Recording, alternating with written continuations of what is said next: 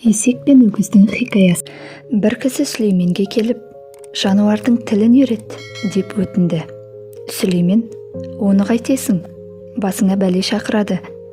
Одан да үйіңе береке кіргізіп, шаңырағыңа шаттық ұялататын рухани ілім үйрен, деді.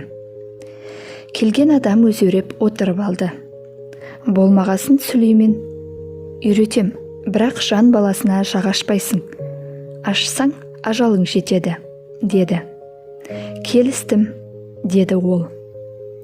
Жан жануардың тілін үйреніп, үйіне келсе, есегі мен өгізі сөйлесіп отыр. Тыңдаса, есек өгізге, достым, хәлің нешік, деді. Сұрама, достым, жұмыстан өлуге айналдым. Бір ақыл айтайын, ертең жем берсе, жеме, су берсе, ішпе, сүйресе, тұрма, зорыққан екен деп жұмыстан босатады, деді. Өгіз есектің тілін алып, ертесіне жатып алды.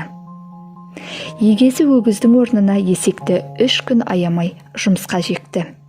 Есек әбден қалжырап үйге келсе, өгіз рақаттанып жатыр екен. Есек көзіне жас алып өтірік жылады. Өгіз, «Әй, достым, неге жылайсың?»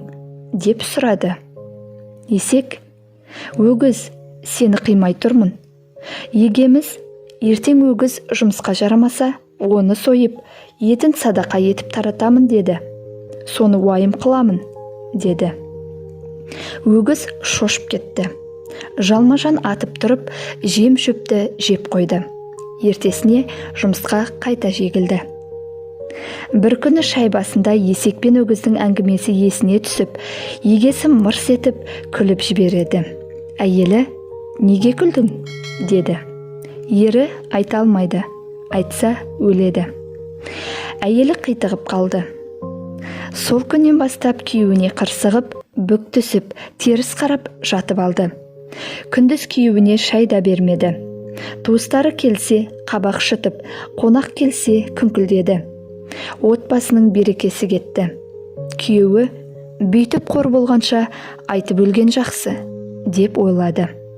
Далаға шықса, иті қоразға қарап үріп тұр екен. Әй, қораз, несін емессің? Егеміз өлейін деп жатыр. Ол өлсе, күніміз қараң. Байын бездірген қатын, малын бездірмей ме? Деді. Қораз, сауап, оған сол керек. Пайғамбардан өзіне қатысы жоқ ілім үйренгенше, қатын бала-шағасын жөнге салатын білім үйренбей ме? Сонда бақытты болар еді. Енді бір әйелге әлі келмей абыройсыз өлетін болды, деді. Қораздың сөзін естіп, егесі есеңгіреп қалды. Қателігін түсініп, пайғамбарға қайта барып, отбасы тәрбиесін үйреніпті.